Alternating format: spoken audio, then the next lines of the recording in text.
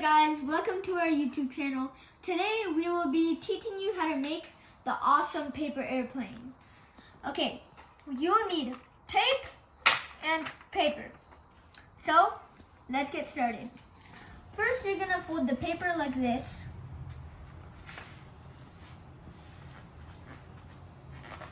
Make it nice, clean, and straight.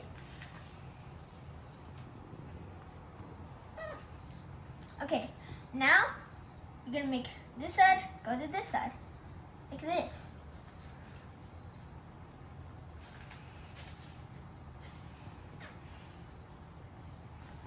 Now you're gonna fold it in half,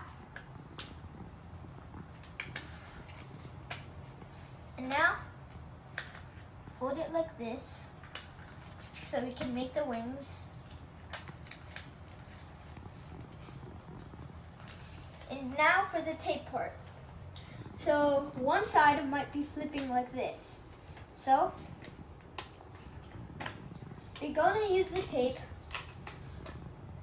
to tape it at the end over here. And use it to tape it in the middle over here. And now, that is how to make the paper airplane.